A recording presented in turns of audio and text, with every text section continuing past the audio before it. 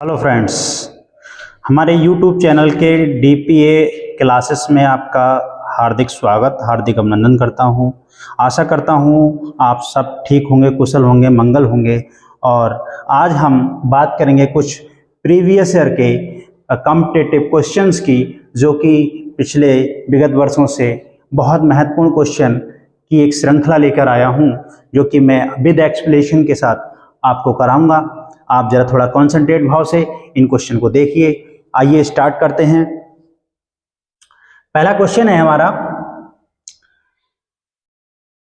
America के Eric Cornell, America के Eric Cornell, वुल्फगंग कैटरटले और कार्ल ई वीमान को बोस-आइंस्टाइन कंडेंसेट की अवस्था प्राप्त करने के लिए भौतिकी यानी फिजिक्स में कब नोबेल प्राइज या नोबेल पुरस्कार से सम्मानित किया गया। देखिए क्वेश्चन है, यूपीएसआई 2021 और आरआरबी एनटीपीसी में 2016 में, यानी 3 कॉम्पिटिटिव एग्जाम में आया हुआ है और बहुत ज़्यादा पॉपुलर क्वेश्चन है। तो इसका आंसर आपको करना होगा कि ये नोबेल जो पुरस्कार मिला, यानी नोबेल जो प्राइज मिला, वो कब मिला, इसके पीछे की कहानी। तो हमारा नोबेल पुरस्कार अब ये कह रहा है कि यहाँ से अमेरिका के 3 साइंटिस्ट हैं, एक का नाम है एरिक और दूसरे का नाम है वुल्फगंग कैटरटले और एवं इनका नाम है कार्ल ई वीमान। ये 3 साइंटिस्ट हैं, इनको बोस-आइंस्टाइन कंडेंसेट, ये जो बोस-आइंस्टाइन कंडेंसेट क्या है, इसको हम बोलते हैं BEC। ये क्या होता है? ये होता है जब हमारा कोई पदार्थ इस पदार्थ की कितनी अवस्थाएं होती हैं। आपने बेसिकली पढ़ा होगा कि पदार्थ की ठोस, द्रव, गैस, ये 3 अवस्थाओं के बारे में पढ़ा है, लेकिन 2 अवस्थाएं और होती हैं, जिसका चौथी अवस्था है आपका प्लाज्मा और 5वीं अवस्था है आपकी जो BEC, बोस-आइंस्टाइन कंडेंसेट। ये जो अवस्था है, ये वाली जो अवस्था है, इस अवस्था को लेकर नोबेल प्राइज मिला इस अमेरिकन 3 साइंटिस्टों को। और क्यों मिला, कैसे मिला, इसके पीछे का थोड़ा सा मैं आपको बताता हूं।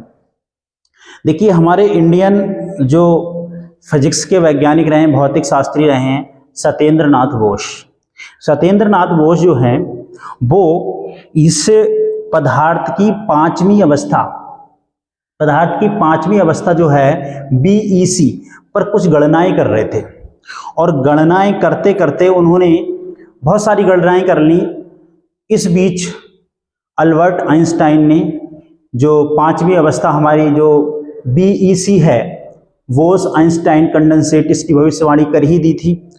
तो कैलकुलेशन के बाद पता चला कि ये की ऐसी अवस्था होती है पदार्थ की, जिसमें कोई पदार्थ, जैसे कोई गैस है, और वो गैस वायु का जितना घनत्व होता है, उसके 10 लाख भाग जितने कम घनत्व वाली गैस को बहुत ही कम तापमान पर ठंडा करने से प्राप्त हो जाती है। तो इसमें हम बात करेंगे कि जो हमारी राइट आंसर होगा इसका, वो होगा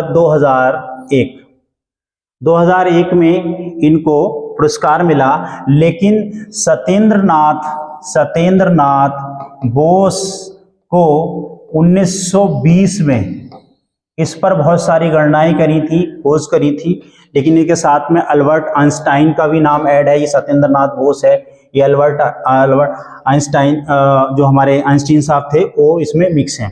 तो इसका राइट आंसर है पहला ए, 2001। दूसरा हमारा क्वेश्चन है कि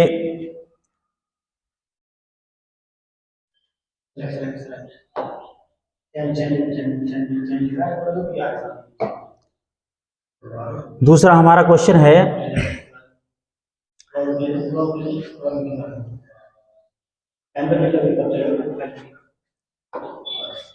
सामान्य वायु की जो डेंसिटी है या घनत्व है, उस घनत्व के 1,00,000 भाग जितने कम डेंसिटी वाली यानी घनत्व वाली कोई गैस है और उस गैस को बहुत ही कम टेम्परेचर पर, तापमान पर अगर हम उसे ठंडा करें तो ठंडा करने से जो पदार्थ तैयार होता है वो क्या होता है, वो होता है आपका देखिए कुछ ऐसे क्वेश्चन आते हैं आपके कॉम्पिटिटिव एग्जाम में जिसमें कि आप विकल्प के थ्रू सही आंसर तक पहुंच सकते हो, क्योंकि नमक के पास ऐसी कोई प्रॉपर्टीज नहीं होती, तो इनमें नॉन ऑफ दीज, इसमें से तो कोई मैटर नहीं बनता। अब ये कैंसिल हो गया, नमक वैसे कैंसिल हो गया, नमक को हम सब लोग जानते हैं, ठीक। प्लाज्मा और बी, अभी मैंने आपको इसकी बताया था, BEC कह सकते हैं हम इसको, है ना, बोस आइंस्टाइन कंडेंसेट। तो ये भी मतलब ये प्लाज्मा है और ये हमारी पदार्थ की 5वीं अवस्था है। तो इसमें कह रहे हैं हम इतना अगर हम उसे ठंडा कर दें, अगर हम उसे इतना ठंडा कर दें, कितना उसके तापमान से ठंडा करने पर जो तैयार पदार्थ प्राप्त होगा वो होगा आपका राइट आंसर VEC। VEC क्या होता है, एक ऐसा पदार्थ की ऐसी अवस्था होती है जिसका तापमान, यानी कि देखिए यहां पर कोई सामान्य वायु है, उसकी डेंसिटी के 1,00,000 भाग जितने कम घनत्व वाली गैस, कोई गैस ले लें गैस की, और गैस को बहुत ही कम तापमान पर क्या कर दें, हम उसे ठंडा कर दें, तो वो कौन सी अवस्था में पहुंच जाएगा, VEC, ठीक। तो राइट आंसर हमारा VEC।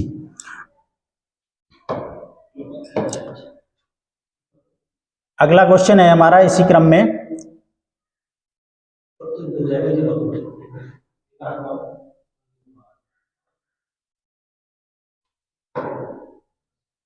देखिए तीसरा क्वेश्चन है हमारा, गैस का द्रव में परिवर्तन कहलाता है।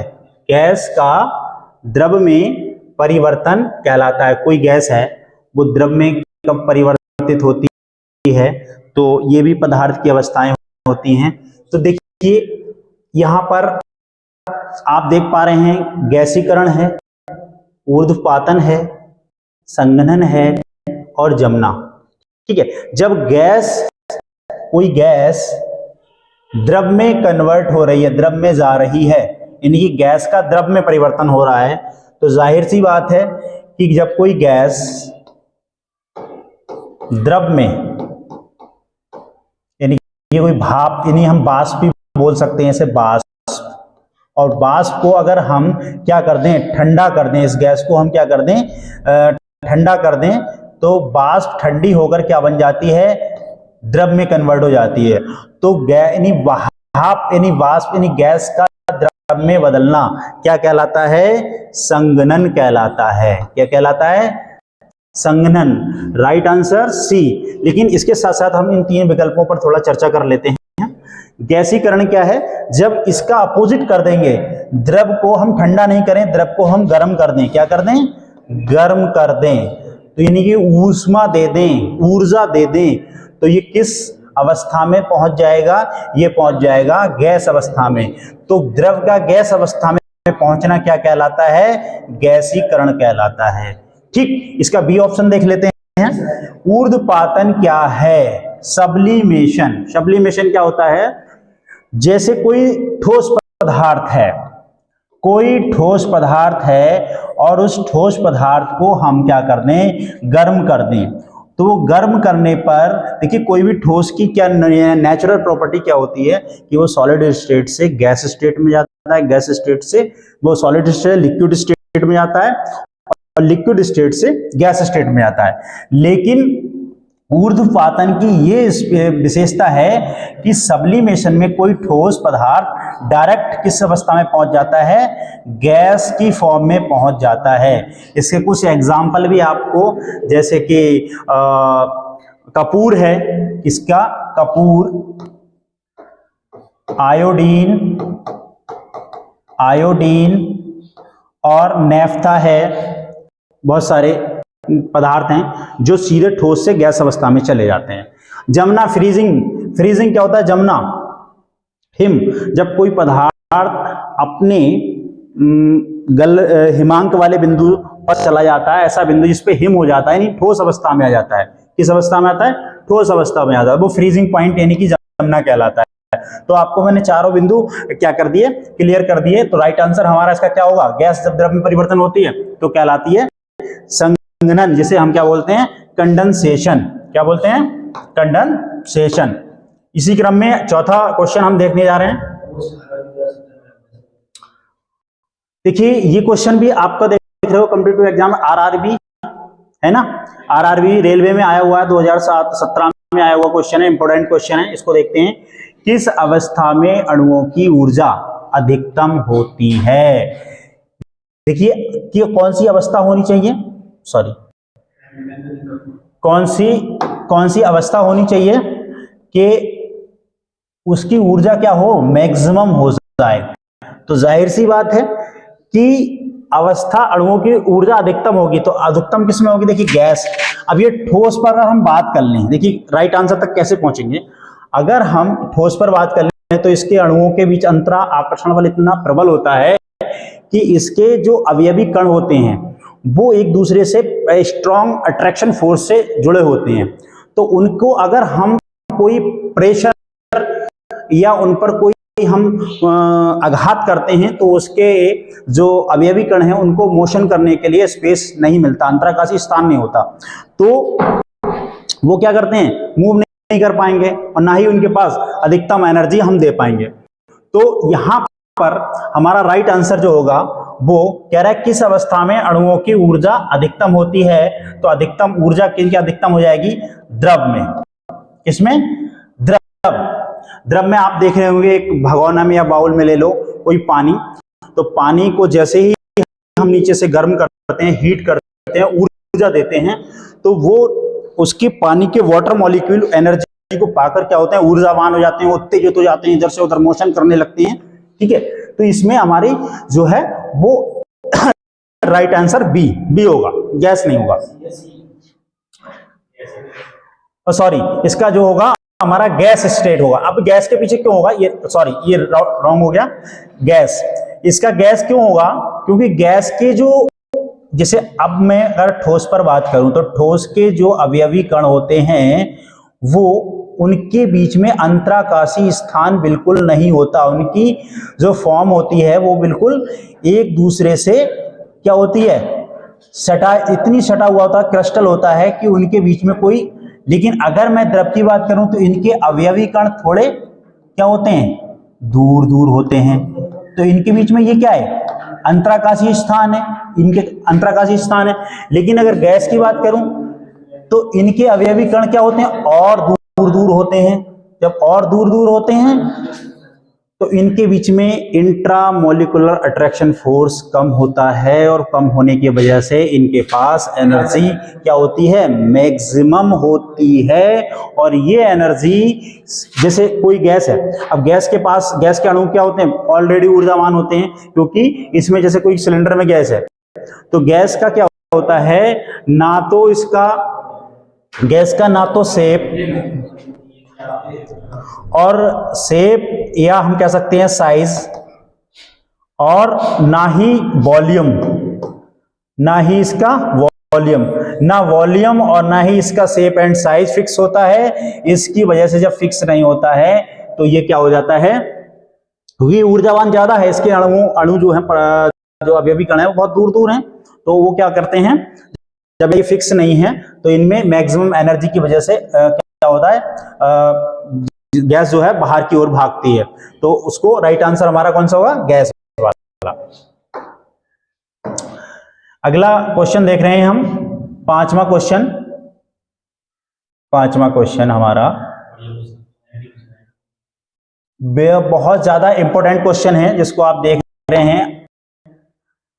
आरआरबी रेलवे में और एनटीपीसी 2016 में ये आया हुआ क्वेश्चन है। इस क्वेश्चन, हाँ, इसमें देखिए क्वेश्चन में देख रहे हैं कि पदार्थ की किस अवस्था में अंतरा अणुक बल पिरवल होता है। जैसा कि मैंने अभी बताया आपको कि अंतरा अणुक बल क्या होता है, इंट्रामोलिकुलर फोर्स स्ट्रांग होता है।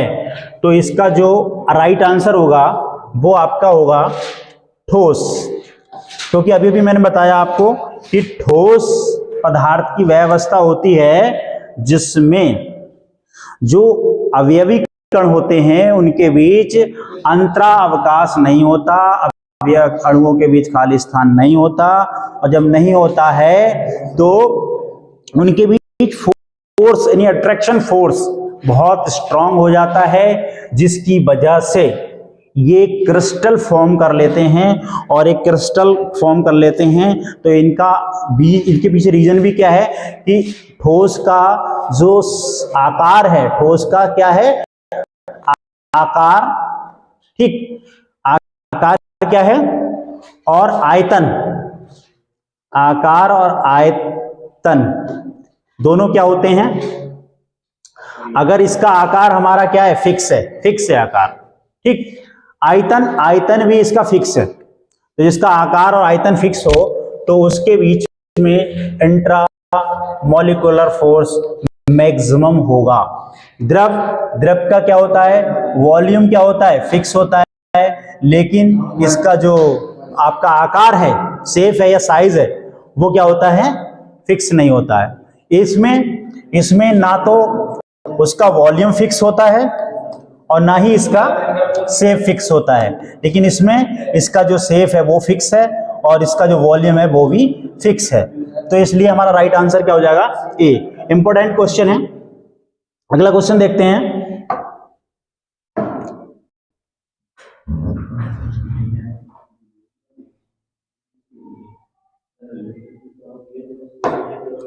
अगला क्वेश्चन है, निम्नलिखित में से किसमें कणों की अधिकतम गति होती है। कह रहा है निम्नलिखित में से जो पार्टिकल्स होते हैं उनकी जो गति मोशन होती है वो मैक्सिमम होती है। तो मैक्सिमम किसमें होती है, पहले तो आप ये देखिए एसएससी और CHCSL में आया हुआ 2019 में इंपॉर्टेंट क्वेश्चन है, तो इसको हम करते हैं। देखिए कणों की अधिकतम गति तो वहीं हो पाएगी जहां पर जो कण एक दूसरे से, उनके बीच में स्पेस होगा, है ना, अंतरावकाश ज्यादा होगा, तो वहीं पर वो क्या कर पाएंगे, कण अवयव मतलब मोशन कर पाएंगे। तो ठोस में बिल्कुल नहीं, क्योंकि इनके अवयवी कण आपस में बहुत ज्यादा पास होते हैं, इनके भी अंतरावकाश नहीं होता, खाली स्थान नहीं होता जिसमें ये मोशन कर पाए। अच्छा, इसमें कह रहा है कि निम्न में से किस में कणों की अधिकतम गति होगी। देखिए द्रव मैंने बताया अभी आपको, ठोस के क्या होंगे, पास होंगे, ठीक, और गैस के थोड़ा दूर हो जाएंगे, ठीक, और सॉरी द्रव के और गैस वाले के बहुत दूर हो जाएंगे। तो इसमें राइट आंसर हमारा क्या होगा, सी आंसर होगा। कणों की अधिकतम जो गति होगी वो गैस में होगी, किसमें होगी, गैस में। अगला क्वेश्चन है हमारा, निम्न में से कौन पदार्थ है। देखिए सीडीएस में सवाल आया हुआ है हमारा ये 2017 में, हाँ, साइंस से। अब सीडीएस में आया है, देखिए इंपॉर्टेंट क्वेश्चन है और सरल भी कितना है। देखिए कि निम्न में से कौन पदार्थ है। पदार्थ क्या होता है, पदार्थ वह होता है जिसका आकार होता है, आयतन होता है, द्रव्यमान होता है, और जो हमारे ब्रह्मांड में जिसको हम देख रहे हैं सब कुछ पदार्थ है। लेकिन इसमें राइट आंसर तक पहुंचने के लिए क्या है, देखिए घृणा एक क्या है हमारा, एक हमारा घृणा जो है पदार्थ नहीं है, ये हमारा क्या है, एक सेंस है, एक भाव है। इसने भी एक भाव है। शीत और वायु, शीत क्या है हमारा, एक सीजन है, सीजन मतलब एक ऋतु होती है, शीत ऋतु। लेकिन वायु जो है, वायु एक पदार्थ है, ये मिश्रण है, पदार्थ की कैसी मिक्स अवस्था। तो राइट आंसर हमारा कौन होगा, वायु, ठीक। अगला क्वेश्चन देखते हैं।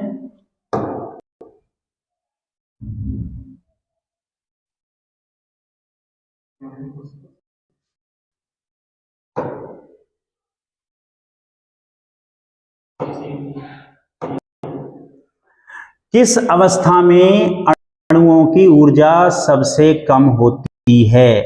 ठीक अपोजिट सवाल आया अभी थोड़ी देर पहले, इससे मैक्सिमम पूछा था। अब की अणुओं की ऊर्जा सबसे कहाँ होती है? कम होती है, लेस होती है। तो अणुओं की ऊर्जा सबसे कम कहाँ होगी?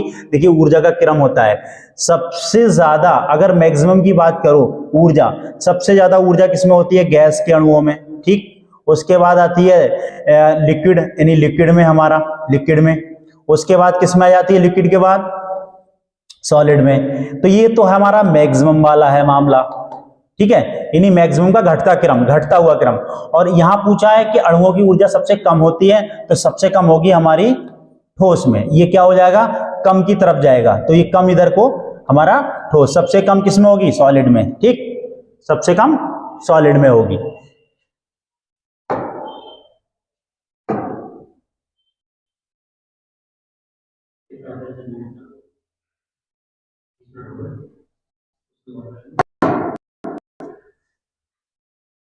शुद्ध जल का क्वथनांक होता है, देखिए एसएससी में आया हुआ क्वेश्चन है और 2012 में इंपोर्टेंट क्वेश्चन है। कह रहा है शुद्ध जल का क्वथनांक कितना होता है? तो ये क्वथनांक क्या होता है? क्वथनांक पदार्थ का वह अवस्था होती है जिसमें वह पदार्थ का जो वाष्प दाब है वो वायुमंडल दाब के बराबर हो जाता है, तो वो क्वथनांक में पहुंच जाता है, यानी उबलने लगता है। अब यहाँ पर जल की बात हो रही है, तो जल का क्वथनांक जो होता है वो कितना होता है? 100 डिग्री सेल्सियस होता है। 100 डिग्री पर हम सब लोग जानते हैं कि उबलने लगता है, तो ये इसका क्वथनांक बिंदु है इस वक्त। अब पूछ रहा है कि इसमें मान दिए हैं केल्विन में, सारे मान किसमें दिए हैं? केल्विन में। तो केल्विन में हमें निकालने के लिए क्या करना पड़ता है? केल्विन में निकालने के लिए हमें करना पड़ता है साइंटिफिक कि ये फॉर्मूला होता है K बराबर C डिग्री प्लस 273। तो यहां पर हमारा ये C जो सेल्सियस में ये मान दिया है कि 100 डिग्री सेल्सियस पे वाटर क्या हो जाता है? उबलने लगता है। तो यहां पर अगर मैं इस 100 को यहां रख दूं और 273 ऐड कर दूं तो ये हो जाएगा 373। 373 kelvin, right answer C। C is the right answer. Next देखते हैं।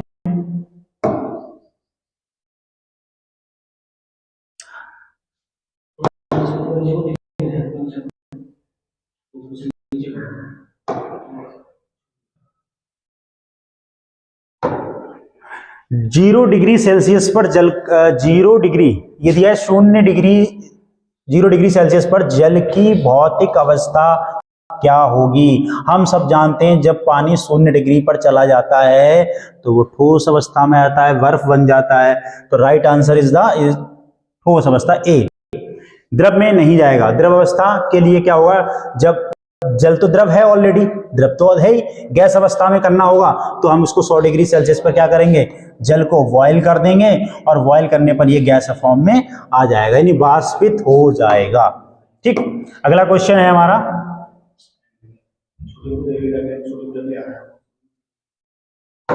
अगला है हमारा, निम्न में से कौन तीनों अवस्थाओं में रह सकता है? कौन तीनों अवस्थाओं में रह सकता है? ठोस है, द्रव है, गैस है। तो देखिए हमारा एक जो द्रव है वो पदार्थ की ऐसी अवस्था है जो तीनों अवस्थाओं में रह सकता है। तुमने देखा होगा पानी को अगर हम फ्रिज में रख दें तो वो ठोस अवस्था में आता है, बर्फ बन जाता है, ठीक है। और उसी पानी को अगर हम गर्म कर दें तो वो गैस फॉर्म में आ जाता है। अगर हम इसे फ्रिज में रख देंगे, ठंडा कर देंगे, यानी कि हिमांक इसका कर देंगे, तो क्या में आ जाएगा? हिमांक पर, हिमांक फ्रीजिंग पॉइंट कहते हैं, तो ये आ जाएगा द्रव काय में आ जाएगा। द्रव ही तो है हमारा, कह रहा है निम्न में से कौन तीनों अवस्थाओं में रह सकता है, तो ये इसमें आ जाएगा, ठोस में आ जाएगा। द्रव तो स्वयं है ये। और अगर गैस अवस्था में यानी कि हम क्वथन क्या कर दें? क्वथन कर दें, इसका क्वथन कर दें, तो ये क्वथन करेंगे तो ये किस अवस्था में आ जाएगा? गैस अवस्था में आ जाएगा। तो द्रव एक ऐसा अवस्था है पदार्थ की जो तीनों अवस्थाओं में रह सकती है। तो इस 11वें नंबर क्वेश्चन का जो राइट आंसर है वो बी आंसर है। एसएससी में ये आया है ना, टैक्स असिस्टेंट में भी आया है, 2012 में सवाल ये आया हुआ सवाल है। नेक्स्ट सवाल नंबर 12 देखते हैं। 12 में कह रहा है निम्न में से हाल ही में द्रव की किस अवस्था का पता चला? देखिए बहुत इंपॉर्टेंट सवाल है ये, और ये एसएससी और CHCL आया हुआ सवाल है, इंपॉर्टेंट सवाल है। हाल ही में देखिए आपने सुना होगा कि ठोस का, द्रव का और गैस का, ये लंबे समय से आप पढ़ते चले आ रहे हैं, लेकिन आपने प्लाज्मा को जल्द ही सुना होगा। तो प्लाज्मा जल्द ही कह रहा है द्रव की किस अवस्था का पता चला, तो प्लाज्मा का जो है पता चला जल्दी। और ये प्लाज्मा जो है हमारी कैसी अवस्था है, प्लाज्मा जैसे कोई बल्ब जलता है, बल्ब के अंदर जो कण होते हैं वो गैस की आयन फॉर्म में आ जाते हैं और बहुत ऊर्जावान हो जाते हैं, उत्तेजित हो जाते हैं, चमकने लगते हैं। तो ये एक प्रकार की प्लाज्मा जो अवस्था है हमारी, ये भी द्रव की चौथी अवस्था है। ठीक है, ये हमारा इसका पता चला सबसे पहले, हाल ही में। अगला हमारा क्वेश्चन है क्वेश्चन नंबर 13। इसमें कह रहा है आवेशित होने के कारण बल्ब में कौन सा चमकीला पदार्थ तैयार होता है। अभी जस्ट आपको इसके पहले जो क्वेश्चन 12 नंबर क्वेश्चन कहा था उसी के साथ कनेक्टेड सवाल है। आरआरबी रेलवे एनटीपीसी में 2014 में पूछा हुआ सवाल है। इसमें कह रहा है कि बल्ब में कौन सा चमकीला पदार्थ तैयार होता है। जल बिल्कुल नहीं, वायु बिल्कुल नहीं, प्लाज्मा एक बहुत चमकीला पदार्थ होता है, इसलिए ये अंतरिक्ष में पाया जाता है। जहां तारे हैं वो चमक उनकी जो है वो प्लाज्मा अवस्था की वजह से ही है। अगला सवाल 14 नंबर सवाल हमारा।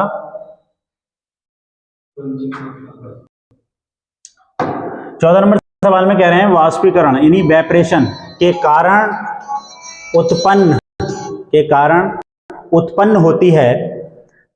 ये भी हमारा कंपटीशन एग्जाम में एसएससी में आया वो सवाल है। देखिए वाष्पीकरण के कारण उत्पन्न होती है, तो पहला ऑप्शन है शीतलता, गर्माहट, उमस, इनमें से कोई नहीं। देखिए इसमें जब आपने देखा होगा कि सुना होगा लोगों के मुंह से कि घड़े में या मटके में रखा हुआ पानी ठंडा होता है, तो उसके पीछे यही रीजन है जो इस क्वेश्चन कहना चाह रहा है। देखिए जो मिट्टी का घड़ा होता है उसमें सूक्ष्म छिद्र होते हैं, उसमें पानी भरा होता है। जब उनके सूक्ष्म छिद्रों से पानी घड़े की बाहरी सतह पर आता है जो कि वायु के संपर्क में आता है, तो वो वाष्पित हो जाता है, भाप बन जाता है। और भाप बनने में उसे ऊर्जा चाहिए, तो वो ऊर्जा अंदर जो घड़े के अंदर जो पानी है उससे वो ऊर्जा ले लेता है। ऊर्जा क्या कर देता है, घड़े के अंदर पानी है उससे ऊर्जा लेता है और अंदर वाला पानी जो है वो ठंडा हो जाता है। तो इसका राइट आंसर क्या होगा, वाष्पीकरण हुआ ना, घड़े के अंदर पानी था उसका वाष्पीकरण हुआ क्योंकि वो घड़े की सतह पर आया अंदर से रिस के, तो जिसके कारण क्या हुई, शीतलता। राइट आंसर क्या है, ए इज द राइट आंसर, शीतलता। उमस या गर्मी गलत, रॉन्ग आंसर। नेक्स्ट सवाल देखते हैं। नेक्स्ट क्वेश्चन है हमारा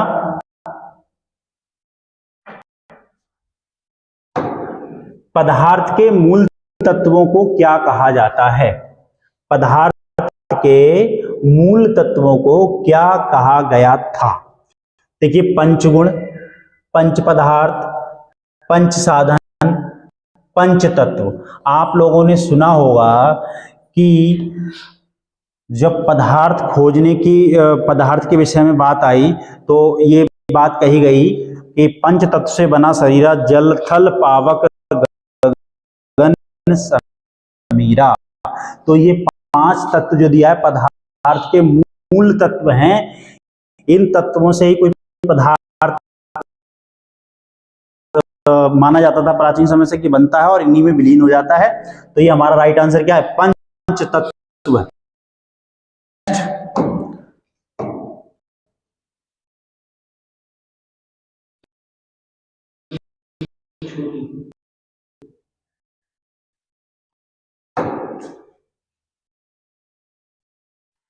जलती हुई अगरबत्ती दूर तक, जलती हुई कोई अगरबत्ती जल रही है उसकी सुगंध दूर तक फैलती है। देखिए हवा के चलने से नहीं, अगरबत्ती के जलने से जल तो हो रही है, अगरबत्ती के सुगंधित पदार्थ से जी नहीं। हाँ, जो अगरबत्ती जल रही है उसके जो कण हैं वो कण क्या कर रहे हैं, गति कर रहे हैं, तो उसकी गतिशीलता के कारण क्या हो रही है, उसकी खुशबू या स्मेल या सुगंध फैल रही है। राइट आंसर हमारा क्या है, ए। नेक्स्ट,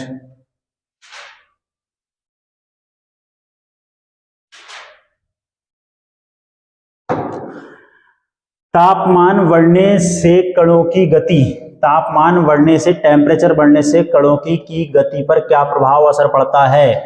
घटती है, घटती है, नहीं। समान रहती है, जी नहीं। बढ़ती है, जब किसी को हम गर्म करते हैं तो उस पदार्थ के जो कण होते हैं उसमें क्या जाती है, ऊर्जा आ जाती है, और वो ऊर्जा पाकर गति करने लगते हैं। तो यहाँ पे यही कहा गया है, तापमान बढ़ने से कणों की क्या होती है, गति बढ़ती है। तो C is the right answer. Next, ऊर्ध्वपातन, ऊर्ध्वपातन क्रिया क्या है, इसे सब्लिमेशन कहते हैं। जैसे कि मैंने अभी बताया क्वेश्चन में आपको कि कपूर का, आयोडीन का और नेफ्थलीन का या नेफ्था का मैंने उदाहरण दिया था कि जब कोई ठोस पदार्थ को हम गर्म करते हैं हाई टेम्परेचर पर, तो वो सीधे द्रव अवस्था में न जाकर सीधे गैस अवस्था में चला जाता है। तो इसका राइट आंसर होगा ठोस से द्रव में बदलना, जी नहीं। द्रव से गैस में बदलना, जी नहीं। गैस से द्रव में बदलना, बिल्कुल नहीं। हाँ, ठोस से गैस में बदलना, ठोस से गैस में बदलना क्या कहलाता है, ऊर्ध्वपातन या सब्लिमेशन कहलाता है। तो D is the right answer इस क्वेश्चन का।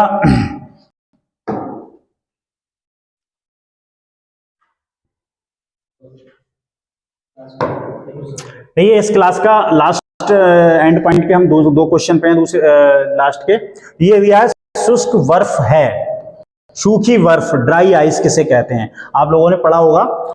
और इसमें दिया है सूखी बर्फ, जमी हुई ऑक्सीजन, ठोस नाइट्रोजन, ठोस कार्बन डाइऑक्साइड।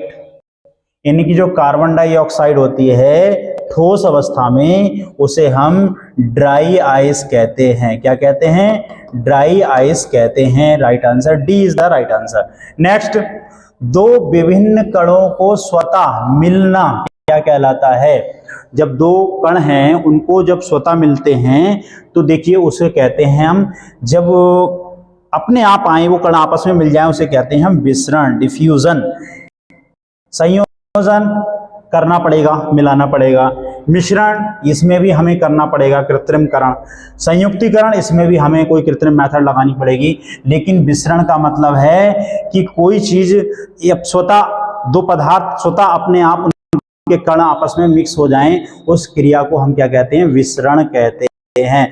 तो देखो प्यारे बच्चों, इस जो हमारी इस क्वेश्चन की श्रृंखला थी बहुत इंपॉर्टेंट है आपके लिए। इन क्वेश्चन की श्रृंखला से आप अपनी एक अच्छी तैयारी, अच्छी परफेक्ट तैयारी करके एक अच्छा रिजल्ट ला सकते हैं, सिलेक्शन पा सकते हैं। और ये हमारा जो चैनल है जो DPA क्लासेस के नाम से है। अगर आप चाहते हैं रेगुलर प्रैक्टिस तो हमारे चैनल को सब्सक्राइब करें, कमेंट करें, शेयर करें। आज की क्लास कैसी लगी इसके लिए हाँ, धन्यवाद।